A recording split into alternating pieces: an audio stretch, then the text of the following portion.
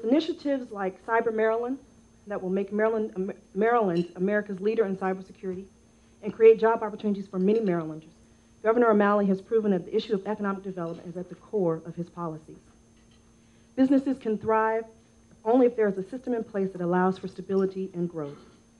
There must be a synergy between the business community and the elected officials chosen to represent it.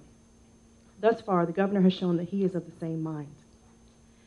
We're very proud and pleased to welcome our Honorable Martin O'Malley, Governor of the great state of Maryland, to share with us this morning. Thank you.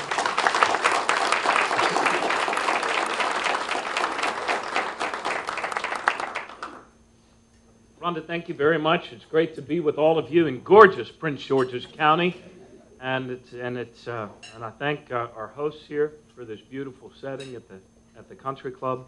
I want to thank Rhonda Slade for her kind introduction, and also Denise Staples and all of the staff from the Chamber, and Tom Graham, my friend at PEPCO. Tom was kind enough to sponsor the Prince George's kickoff of MBE University in December. Lawanda Jenkins, Secretary Jenkins, remembers that fondly.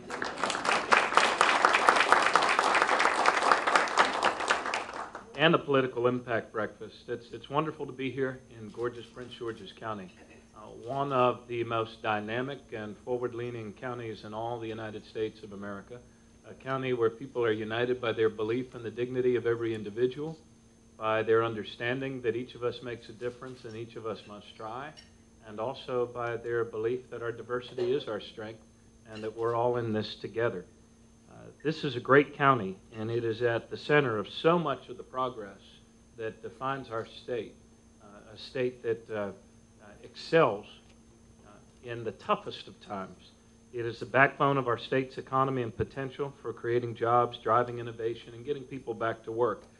Prince George's County today is not only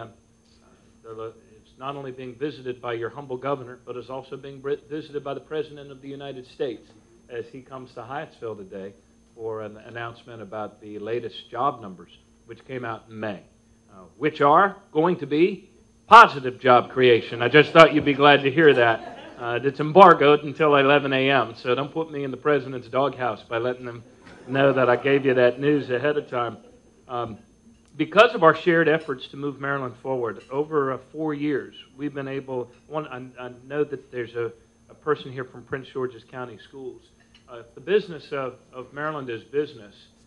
Quality of life is at the center of our ability to create sustainable profits and to be able to create what we hope will be a stronger and ever-growing middle class. And I think the two things that define quality of life, one of them is public safety and safety in our neighborhoods, and the other one is the quality of the education that we're able to give to our children and the next generation.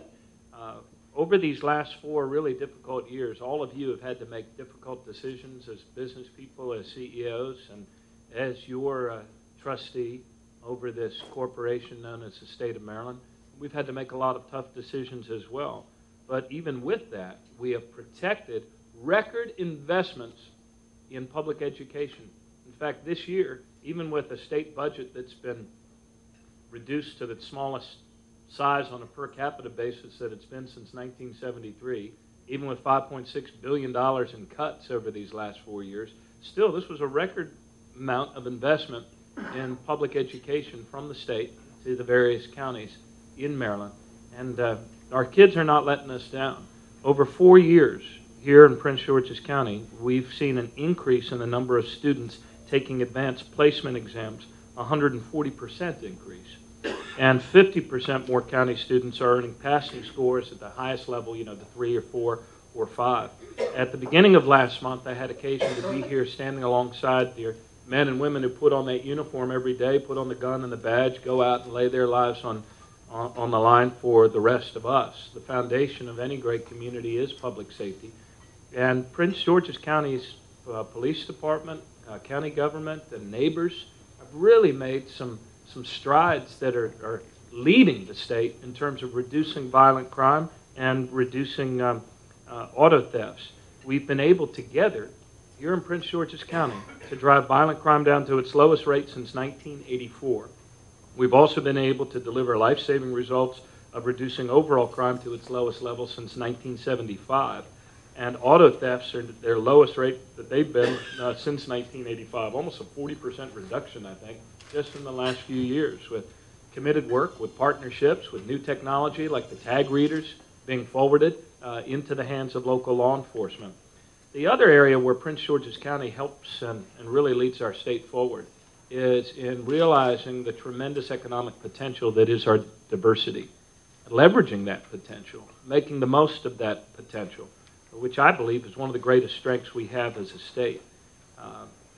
We are on pace, thanks to Secretary Jenkins' good work, we are on pace to actually be the first administration in history to actually hit our 25% MBE goal.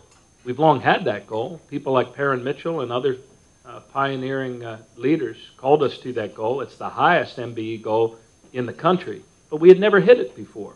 Well, this year, even as the rest of the budget contracted, we actually were able to increase MBE dollars from $833 million to about $1.2 billion. What, am I right? 1.3 billion. All right, 1.3 billion.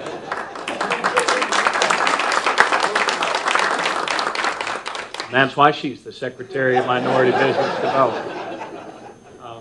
But within that 25% has been, even in these 4 years with a contracting state budget, has been an 80% increase in dollars invested with African-American owned firms in our state. One of the great things about the people of our state is in times of adversity, we don't make excuses. We make progress. As Marylanders, we move forward, not back. So we move forward and not back to improve public safety. Yes, even in tough times. In fact, maybe it's more important than tough times. We move forward, not back, to improve the quality of the education that we're able to pass to the next generation. We move forward, not back, to hit our MBE goals, particularly because these are tough times. And our top focus continues to be each and every day on doing everything we can to create jobs, to save jobs, and to improve the conditions and the quality of life that allow our businesses, large, small, family-owned and publicly traded, to be able to create jobs. Speaking of creating jobs, I want to welcome Marshall Bays of Ackerman Security to the great state of Maryland. There's 16 people in your office right now. They're huge in Atlanta, private security firm. Yes, sir. 16 here, and we know it will grow to 1,600 right quick. Job secure. And so we welcome you here to our state. We don't make excuses, we make progress. And I wanted to just touch on a few of the things that sometimes, one of the unfortunate aspects of our character is that as Marylanders, we sometimes suffer from a pathological modesty, don't we? I mean, we know we're good. If we hear that we're that we rank second in some defining category, we nod and then ask our wives, who's number one? I mean, and yet at the same time, we don't tell our story and we don't promote our story perhaps as much as we should. And so I just wanted to lay out a few facts, which can be stubborn but sometimes hopeful things, and then we'll open it up to some questions or answers, and I hope you have some answers, because I'm really looking for answers. I don't know how this next chapter comes out. In fact, watching the news between the oil spill and the euro, we were having a little too much excitement over the last couple of weeks. I'd like to see things settle down into a nice, steady upward path. But I want to share just a few things with you. Because of the choices we've made together, your state is weathering this national economic downturn far better than virtually any other state in the union. That's something that is a little comfort to a mom or dad who spend their whole day, fighting the wolves of foreclosure away from the front door, or going to work and finding out that there is no more job at their work. I know that's little comfort, and we still have a lot of work to do.